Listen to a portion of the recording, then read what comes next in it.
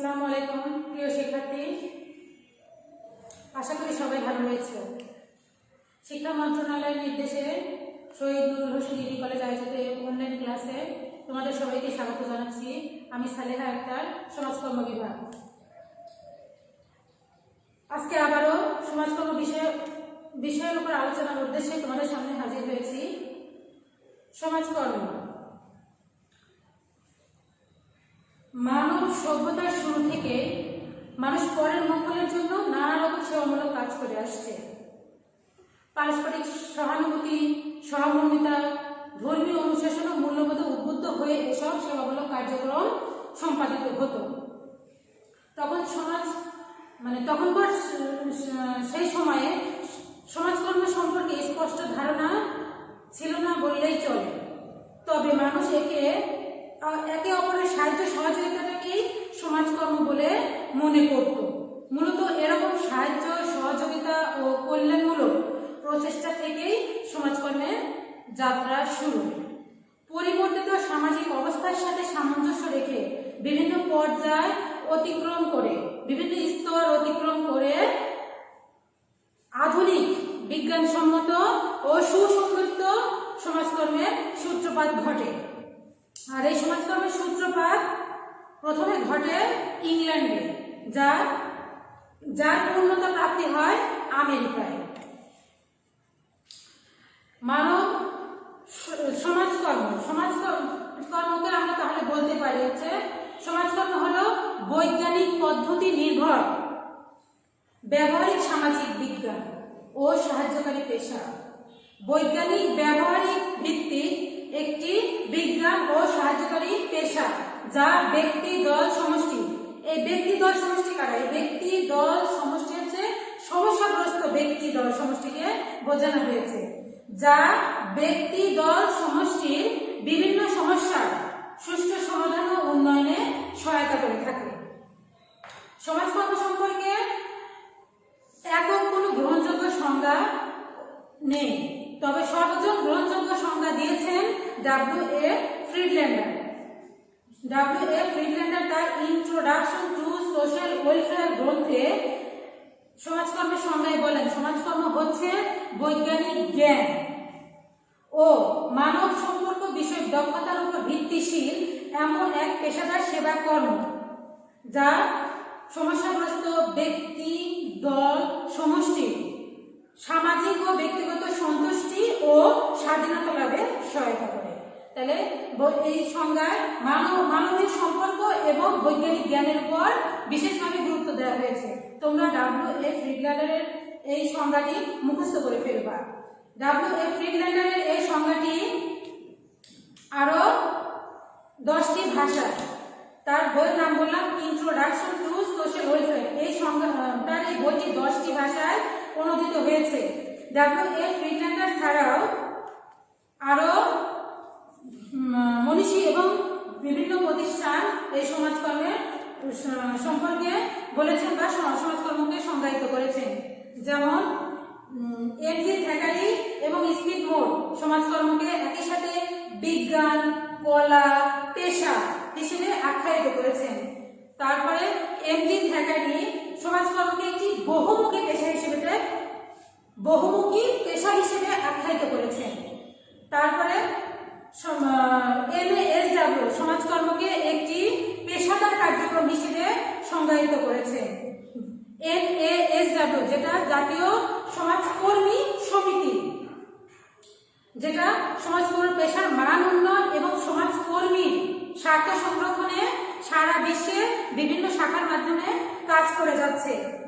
এই প্রতিষ্ঠান সমাজকর্মকে পেশাদার কার্যক্রম হিসেবে সংজ্ঞায়িত করেছে। সুতরাং আমরা সমাজকর্ম বলতে পারি সমাজকর্ম হলো বৈজ্ঞানিক পদ্ধতি নির্ভর একটি সামাজিক বিজ্ঞান যা ব্যক্তি দল সমষ্টি সম্পদ ও সামর্থ্য এবং ব্যক্তি দল সমষ্টির যে নিজের অন্তর্নিহিত শক্তি আছে সেই শক্তিকে ব্যবহারের মাধ্যমে সাহায্য প্রার্থী বা এই সমস্যাগ্রস্ত ব্যক্তিকে এমনভাবে গড়ে তোলা হয় যাতে সে নিজের সমস্যা নিজেই সমাধান করতে পারে। নিজের সমস্যা নিজেই সমাধান করতে পারে এবং সামাজিক পরিবেশকে সে লক্ষ্যে উপযোগী করে গড়ে তুলতে পারে। এখানে সামাজিক পরিবেশের কথা উল্লেখ করা হয়েছে। সামাজিক পরিবেশটা খুবই গুরুত্বপূর্ণ, কারণ সামাজিক পরিবেশ পরিস্থিতি প্রেক্ষাপটে এসে বা সংস্পর্শে এসে কিন্তু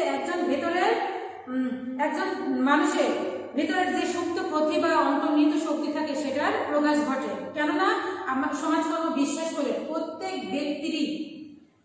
ব্যক্তি কোনো না কোনো গুণ নিয়ে, যোগ্যতা নিয়ে জন্মগ্রহণ করে। সেটা কারোর মধ্যে সুপ্ত অবস্থায় থাকে, কারোর মধ্যে প্রকাশিত থাকে। এই পরিবেশ পরিস্থিতির কারণে কিন্তু এই সুপ্ত প্রতিভার বিকাশটা বা এই প্রতিভাটার প্রকাশ ঘটে। আরো বলতে পারি যে মানব কল্যাণকে কেন্দ্র করে আবর্তিত একটি পেশা। সমাজকর্ম কি মানব কল্যাণকে কেন্দ্র করে আবর্তিত একটি পেশা। এটি সমস্যার স্থায়ী এবং বাস্তবমুখী সমাধানের মাধ্যমে একটি সুখী সুন্দর সমাজ ব্যবস্থা গড়ে তোলার প্রচেষ্টা চালায়। তাহলে কি বললাম আমরা?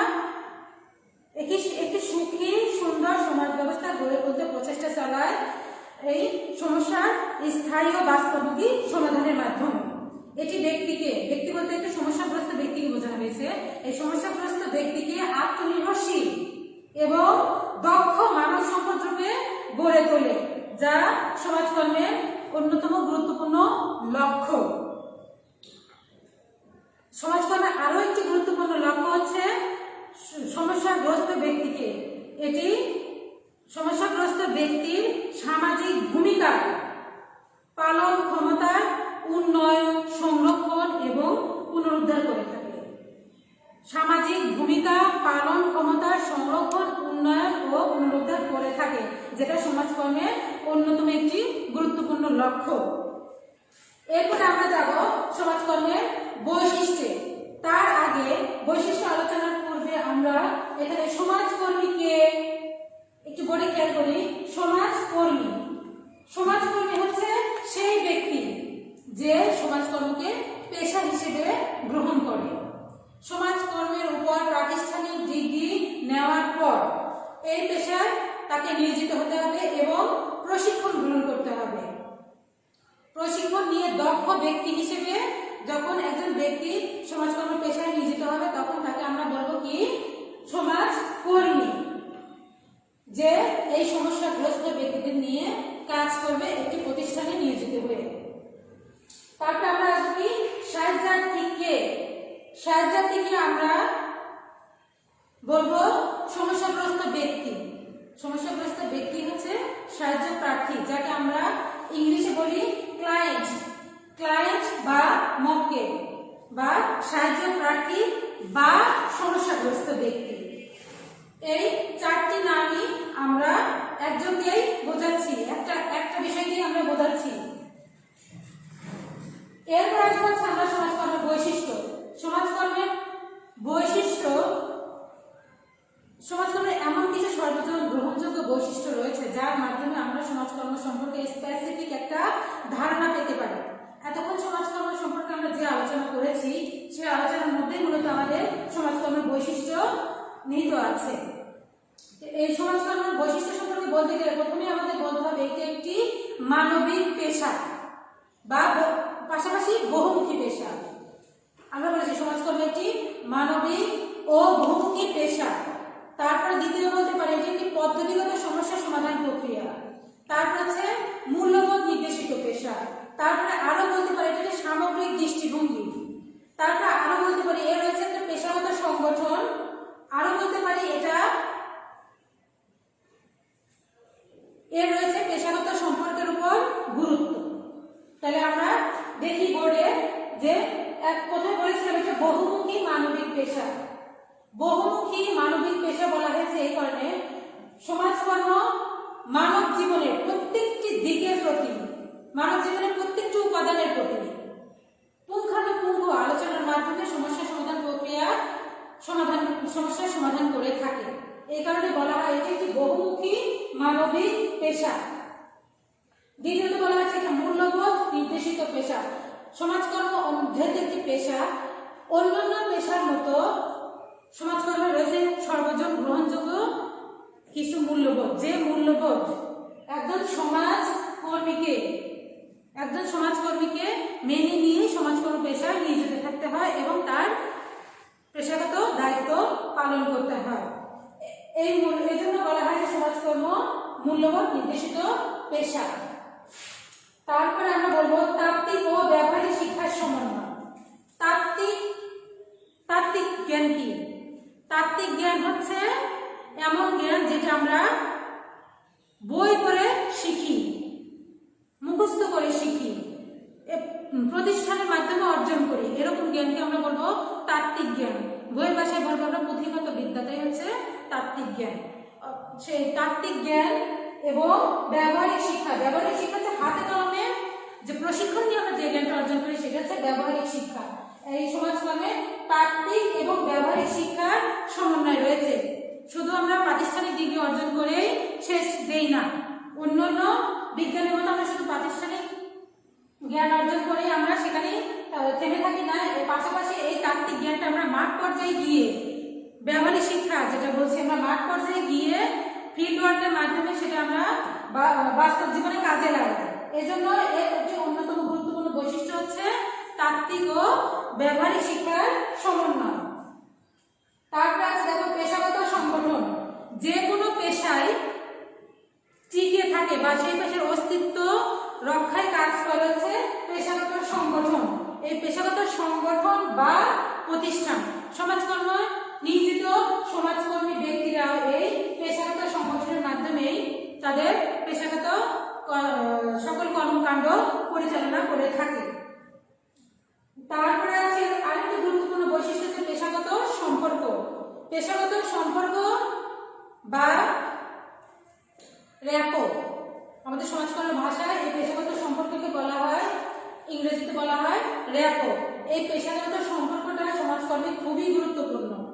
এটা গড়ে ওঠে সমাজকর্মী এবং এই সাহায্য প্রার্থীর মধ্যে বা সমস্যাগ্রস্ত ব্যক্তির মধ্যে। এই সমাজকর্মী এবং সমস্যাগ্রস্ত ব্যক্তির মধ্যে কাজ করতে গিয়ে অর্থাৎ সমস্যা সমাধান করতে গিয়ে যে সম্পর্ক তৈরি হয় বা গড়ে ওঠে সেটাই হচ্ছে পেশাগত সম্পর্ক। এই সম্পর্ক ব্যক্তিগত সম্পর্কের ঊর্ধ্বে।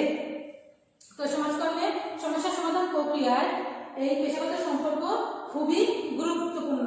এই সফল একটা পেশাগত সম্পর্ক তৈরির উপর নির্ভর করে সমস্যা সমাধান প্রক্রিয়ার সফলতা। আচ্ছা, তারপরে গুরুত্বপূর্ণ যে বৈশিষ্ট্য আছে সেটা হচ্ছে সক্ষমকারী প্রক্রিয়া। সক্ষমকারী প্রক্রিয়া আমরা সংজ্ঞায় বলেছিলাম, সমাজকর্ম সম্পর্কে সংজ্ঞায় বলেছিলাম যে সমস্যাগ্রস্ত ব্যক্তি দল সমষ্টিকে এমন ভাবে তৈরি করা হয় যাতে কি নিজের সমস্যা নিজের সম্পদের সামর্থ্যের দ্বারা নিজের সমস্যা নিজেই সমাধান করতে পারে। তো এভাবে ব্যক্তিকে কি করা হয়? সক্ষম করে গড়ে তোলা হয়। এই জন্যই বলা হয় যে সমাজকর্ম একটি সক্ষমকারী প্রক্রিয়া। এরপরে যেটা আছে সেটা হচ্ছে সামগ্রিক দৃষ্টিভঙ্গি। সমস্যাগ্রস্ত ব্যক্তির জীবনের সমগ্র দিকের উপরে, সমস্ত দিকের প্রতি খুঁটিনাটি সমস্ত বিষয়ের উপর, দিকের উপর, উপাদানের উপর সামগ্রিকভাবে দৃষ্টিপাত করা হয় সমস্যা সমাধানের কাজ করতে গিয়ে। আর এর উপরই সমাজকর্মের সমস্যা সমাধান প্রক্রিয়ার সফলতা নির্ভর করে। তাই সমাজকর্মের একটি গুরুত্বপূর্ণ বৈশিষ্ট্য হচ্ছে সামগ্রিক দৃষ্টিভঙ্গি। এরপর আছে পদ্ধতিগত সমস্যা সমাধান প্রক্রিয়া। খুবই গুরুত্বপূর্ণ। একজন সমাজকর্মী সমস্যা সমাধান প্রক্রিয়ায় কাজ করতে গিয়ে তাকে এই বৈজ্ঞানিকভাবে প্রমাণসিদ্ধ সমাজকর্মের 6টি পদ্ধতি রয়েছে। এই 6টা পদ্ধতি তাকে মেনে বা ওই 6টা পদ্ধতি অবলম্বন করে তাকে কাজ করতে হয় মাঠ পর্যায়ে সমস্যাগ্রস্ত ব্যক্তিকে নিয়ে। তো এই বৈজ্ঞানিকভাবে প্রমাণসিদ্ধ 6টা পদ্ধতি আমাদের সমাজকর্মের গুরুত্বপূর্ণ বৈশিষ্ট্য। তাহলে আজ আমরা সমাজকর্মের বৈশিষ্ট্য সম্পর্কে জানলাম। এরপরে আমরা একটু পিছনে ফিরে দেখবো যে সমাজকর্ম, আমাদের বিষয়ের নাম কি? সমাজকর্ম, যার ইংরেজি প্রতিশব্দ সোশ্যাল ওয়ার্ক। সমাজকর্ম বিষয়টার পূর্বে নাম ছিল কি? সমাজ কল্যাণ। এর প্রারম্ভে এটার নাম ছিল শুরুর দিকে, একদম প্রথম দিকে এটাকে আমরা সমাজ কল্যাণ বলে আখ্যায়িত করতাম। তারপরে এটা সমস্যা সমাধানের বা বিভিন্ন সময় এটার নাম পরিবর্তন হয়ে আসে সমাজকর্ম। তারপরে যখন এটা আধুনিক পেশা হিসেবে সারা বিশ্বে মর্যাদা লাভ করলো, তারপর এটাকে পেশার মর্যাদা লাভ করার পরে এটার নাম আরো হয়ে দাঁড়ায় পেশাদার সমাজকর্ম বা আধুনিক সমাজকর্ম। তো আলোচনা বুঝতে সুবিধার্থে আমাদের এটা জানা দরকার। আজকে তোমাদের এই পর্যন্তই আমরা আলোচনা রাখছি। এরপরে পরের ক্লাসে আমরা আরো বিস্তারিত আলোচনা করবো সমাজকর্ম সম্পর্কে। তো আজ এখানেই, সবাই স্বাস্থ্যবিধি মেনে চলবো এই মহামারী সংকটের সময়ে এবং অন্যকে মানতে সাহায্য করব, এই আশা ব্যক্ত করে আজকে এখানে আমার ক্লাস শেষ করছি। আল্লাহ হাফেজ।